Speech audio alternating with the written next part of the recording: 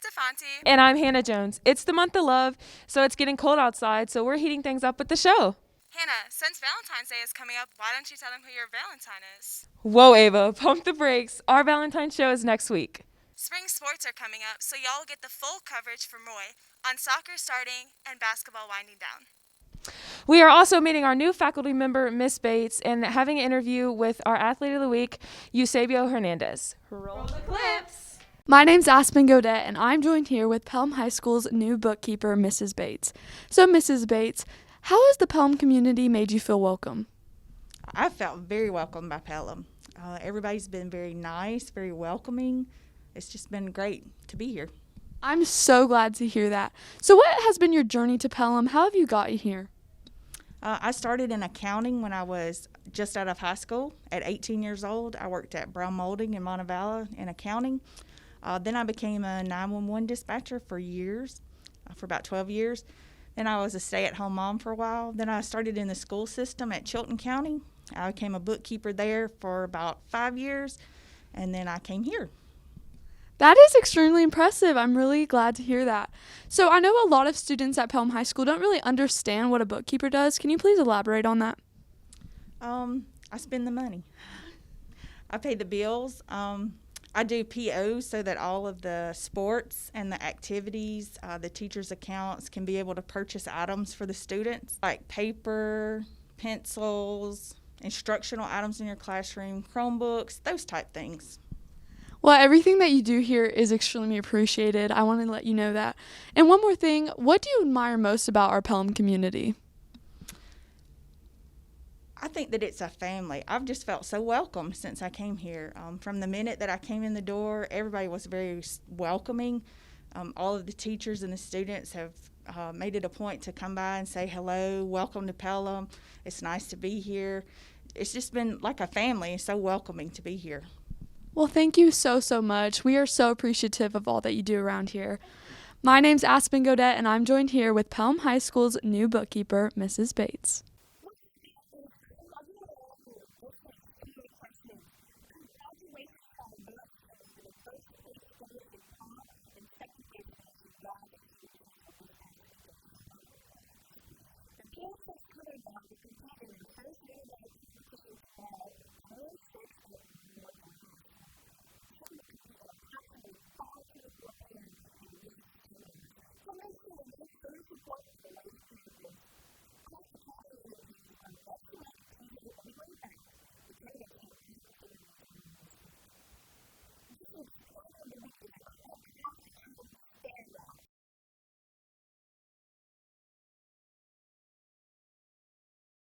Hey everybody, it's Madison Danielle here with your Panther of the Week.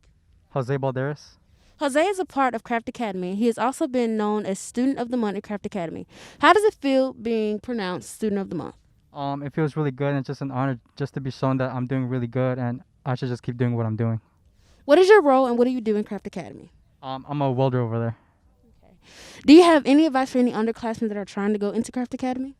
Just stay positive, keep an open mind, and just keep on doing what you're doing no matter what. Since this is your last year, will you miss anything about Craft Academy?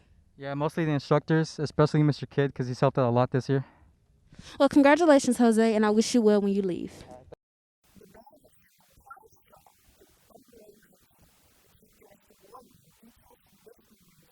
We're selling rolls of pine straw between now and February 19th, and they'll be delivered here to Pelham High School, and you can choose one of two different dates to be able to pick that up. Information can be found at pelhamband.com. Also, your teachers have information about it as well, and you can always stop by the band room if you or your parents or someone is interested in not only supporting the band, but also getting some pine straw, because I know you are all super excited about having your parents be able to tell you, hey, we're laying pine straw this Saturday. So you can at least support the band while you're having fun doing that.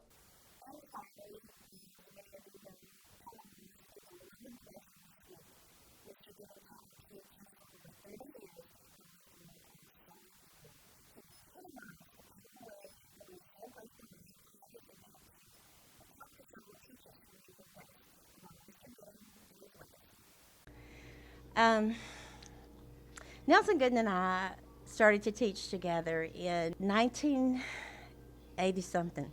And we taught together for over 30 years. And we lived a lot of life together, you know. When you say through the halls of Pelham High School, I've experienced life, we really did that, you know.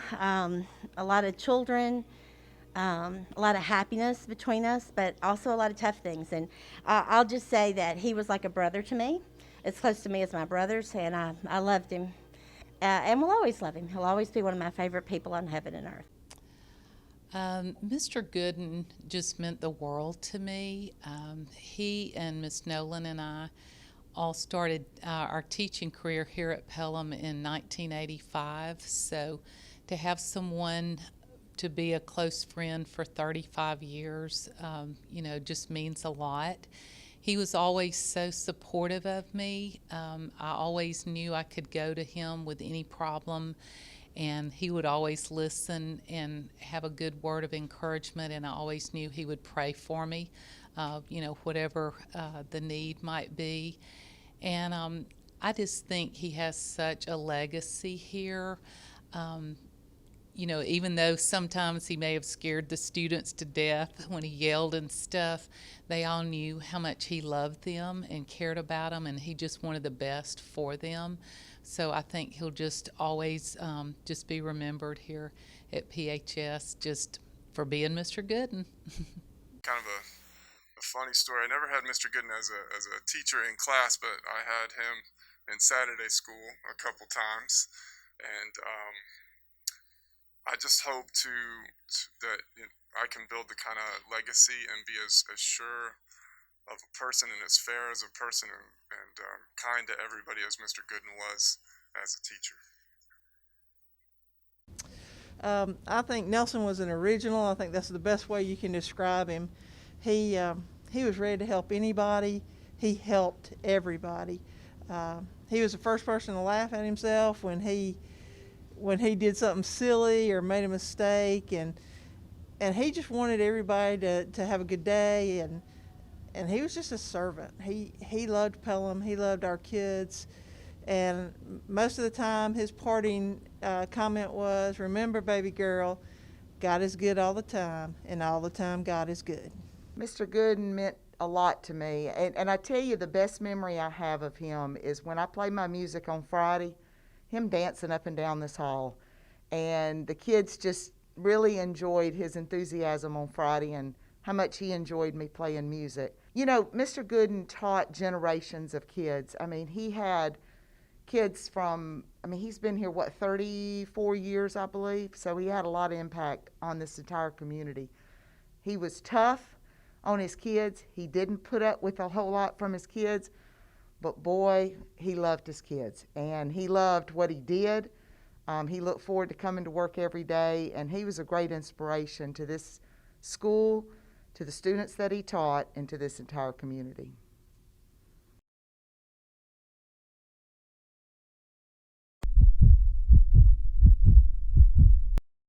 Who do you predict to win the Super Bowl? It's going to be the Chiefs. It's definitely going to be Patty Mahomes, no doubt. What's your score prediction? 42-35. All right. Who do you predict to win the Super Bowl? I'm going with the Chiefs because the Chiefs' offense is too dominant, and you got Patty Mahomes. I'm going 45-31 Chiefs. Okay. Who do you predict to win the Super Bowl? The Chiefs. What's your score prediction? 7-2. Chiefs winning it all. 7-2? Yeah, because Tom Brady sucks. Okay. Who do you predict to win the Super Bowl? I don't want Tom Brady to win, but I think Tampa Bay gonna win. Dang. Who do you predict to win the Super Bowl? Tom Brady, but I don't want him to win. But I feel like he's going to win because he's all luck. Okay. Who do you predict to win the Super Bowl? I got the Bucks winning 48-7. Who do you predict to win the Super Bowl? You know, the Buccaneers. You know, Tom Brady, home field advantage, 10th Super Bowl, What's your score prediction? 45-27. All right. Who do you predict to win the Super Bowl? The Bucks. What's your score prediction? 38-24. Okay. Who do you predict to win the Super Bowl? Got the Bucks. Playoffs, Tom Brady. Let's go. Right answer. Who do you predict to win the Super Bowl? Patriots. They're not playing. Wait, who's playing? Bucks. All right, good choice.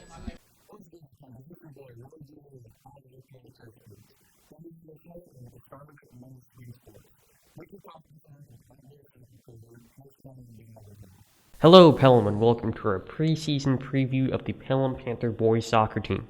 We recently were able to sit down and talk with our head soccer coach, Mr. Patrick McDonald, about last season and its abrupt end.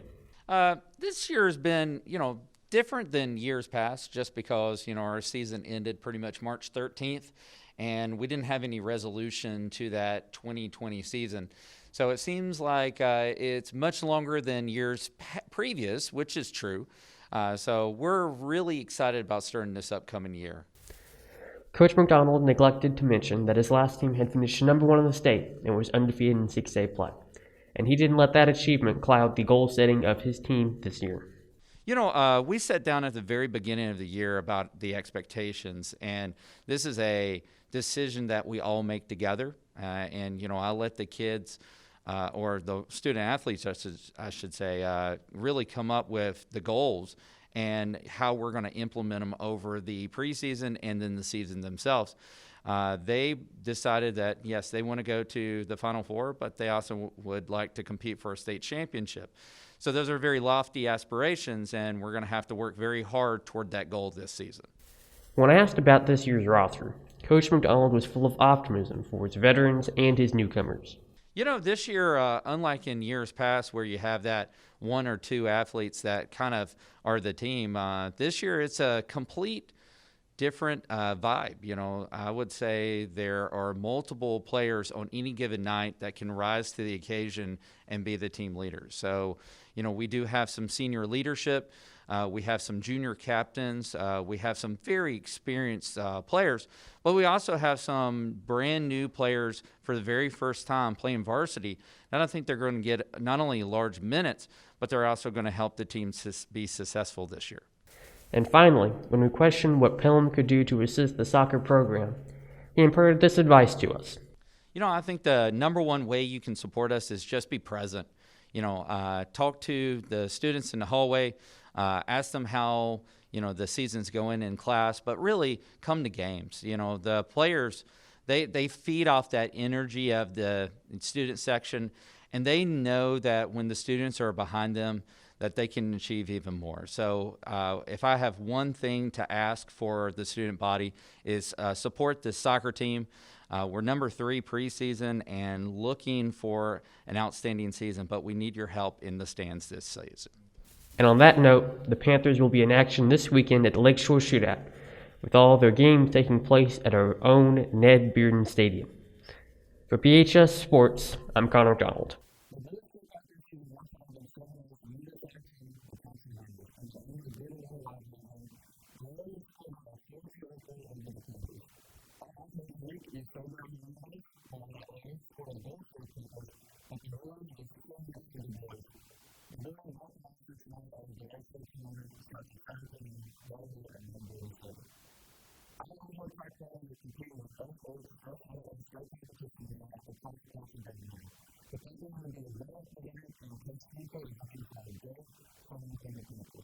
We hope that we do, a good job representing Pelham this weekend, and hopefully we'll bring home several all-state finishers and do well as a team. Our highest ranked events on the girls' side would be our girls 4x2 relay, and on the boys' side, Caleb Newell and shot put. Both that girls relay and Caleb were both ranked 3rd going into the state.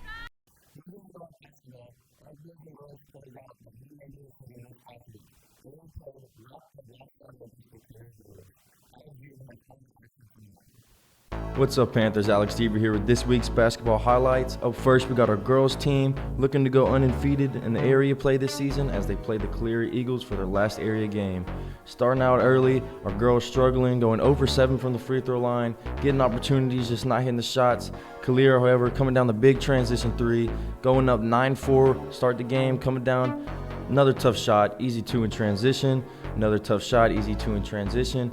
However, though, our girls fight back, and Lacey Gooden comes down, gets the easy 2 in transition to put our girls back in the game. Mariah Tate with a nice pass here and fast break, and boom, another layup from Lacey Gogan. Emma McKinney down low getting real easy looks. Boom, another two and a foul. She hits that free throw.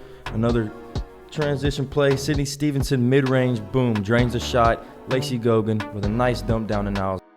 Again, Lacey Gogan tearing the defense up with an easy finish on the left-hand side. Nice finish. Victoria West in her mid-range sweet spot, drains the shot. Another two. Coming down again, Victoria West showing her passing abilities to Mariah Tate, who led our Panthers with 16 points and a 63-30 win over the Eagles. Now on to our boys who are looking for revenge on these Calera boys for what they did to them on their home court. Starting out the game, big three from the corner gets Calera going. Nice shot, come down, exact same play. Another three from the corner. Kenan going down, shooting the two. Doesn't hit, but Chase gets the putback points with a hustle rebound. Duke Chambers coming down, hitting a big shot, another three. And Kenan come firing back with a nice dunk in transition.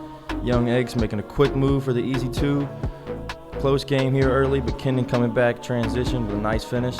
Young Kamari Hollis showing off his true point guard ability with a dump down to kinematics for another two. Nice finishing by Kenan, nice passing by Kamari. Doesn't hit the free throw, but Avery Childress with a nice rebound. Dished it to Kenan for the second chance points. Nice play there. Despite being a close game, the Eagles do pull away in this one, 52-43, and our own kinematics led us with 18 points and 7 rebounds.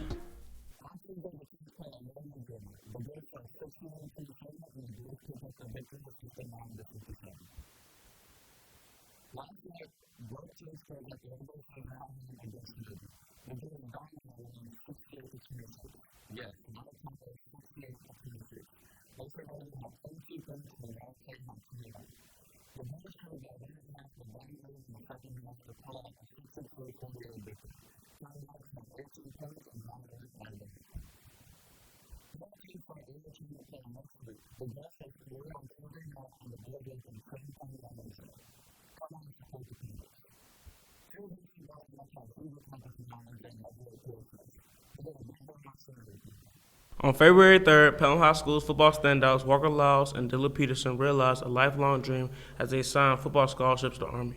For both guys, this was a day that was a lifetime in the making. It means a lot. It's always been a dream of mine to get a scholarship offer somewhere. So it's good to see all my hard work has paid off.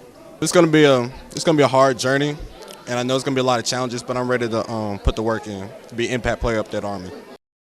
For Coach Kazi, this accomplishment was even more impressive during this COVID recruitment season. Recruiting is really tough right now, and the transfer portal and the things that are going on in college athletics right now, so it's a really big deal that they're signing with anybody, honestly. But when they're signing with a university like West Point and Army football and what that means for the next 40 years of your life. Both guys will head to West Point in the fall. For PHS Sports, this is BJ Maxine.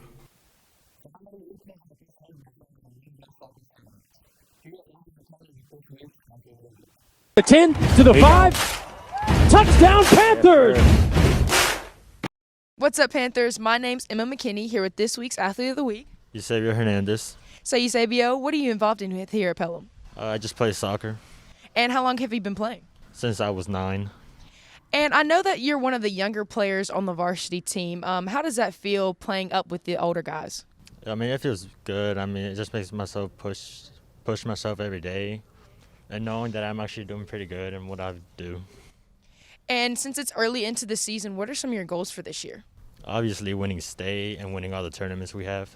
And I know that you still have a couple of years left, but what are your plans after high school? I want to play college soccer. And what's your favorite memory from soccer? It's obviously the freshman year I had. We were playing the Lakeshore tournament, and we won that game 1-0 against Helena, and I scored the winning goal. As you should. And for the final question, how do you style your hair? I just put water. Incredible. Well, that's it for this week's Athlete of the Week. I'm Emma McKinney, here with Eusebio Hernandez, and we'll see you next time. Hope you enjoyed the show. Make sure to go follow us on Instagram, PHS_Productions, and our YouTube, PHS Productions.